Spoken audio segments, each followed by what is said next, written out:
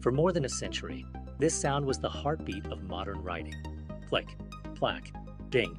The typewriter transformed the way the world thought, worked, and communicated. It shaped journalism, literature, law, business, and war. And then, almost as quickly as it rose, it disappeared. This is the story of the typewriter, its invention, its golden age, and its quiet fall into history. Before the typewriter, writing was slow, inconsistent, and deeply personal. Every document carried the identity of its author in loops, slants, and smudges of ink. But handwriting had limits. It was difficult to read, easy to forge, and exhausting to produce in large quantities. As governments expanded, businesses grew, and literacy increased, the world demanded a faster, clearer way to write. Inventors began to dream of a machine that could do what the hand could not, produce uniform, legible text at speed. By the early 19th century, dozens of experimental writing machines existed. Most failed. They jammed, broke, or proved too complex to use. But the idea refused to die. In the 1860s, American inventor Christopher Latham Scholes finally cracked the code. Working with partners Carlos Glidden and Samuel Soule, he developed a practical machine that could reliably imprint letters onto paper.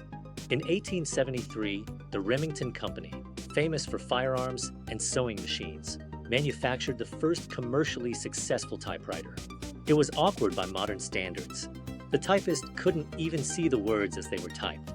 But it worked. One of its most lasting legacies was accidental, the QWERTY keyboard.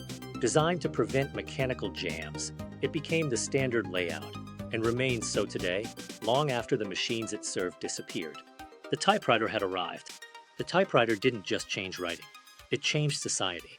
For the first time, offices could produce documents quickly, clearly, and in large numbers. Contracts, letters, and records became standardized. But perhaps the most profound change was who did the typing. Typing became a new profession, one dominated by women. The typewriter opened doors to clerical work, offering financial independence and a foothold in the modern workforce. By the early 20th century, the image of the typist was inseparable from modern business. Writers embraced the machine as well. Mark Twain submitted one of the first typed manuscripts.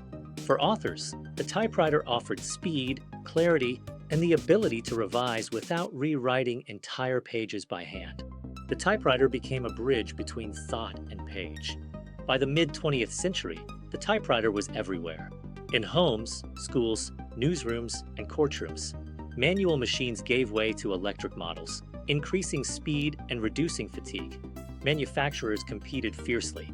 IBM, Underwood, Royal, Olympia, each promised smoother keystrokes, quieter operation, and greater reliability. In newsrooms, typewriters clattered late into the night. Deadlines were measured not just in minutes, but in keystrokes. For decades, the typewriter reigned supreme. It was not a tool, it was the tool. The first cracks appeared quietly. In the 1960s and 70s, word processors emerged, bulky, expensive machines used by corporations. They offered something revolutionary, the ability to edit text without retyping entire pages. Then came the personal computer. Word processing software did what the typewriter could not. It stored text, copied it, deleted it, rearranged it effortlessly. For businesses, the choice became inevitable. By the 1990s, typewriters were vanishing from offices. Schools stopped teaching typing on mechanical keys. Manufacturers shut down production lines. The sound that once defined modern work faded into memory. And yet, the typewriter did not die. Writers rediscovered it as a tool of focus. No notifications, no backspace. Every word carried weight. Collectors restored old machines. Artists used them for poetry, posters, and protest. In a digital world defined by speed and distraction, the typewriter offered something rare: intention. The typewriter rose because the world needed clarity. It fell because the world demanded flexibility.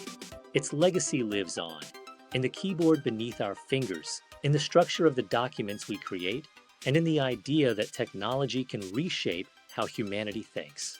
A sound from the past, a machine that changed the world.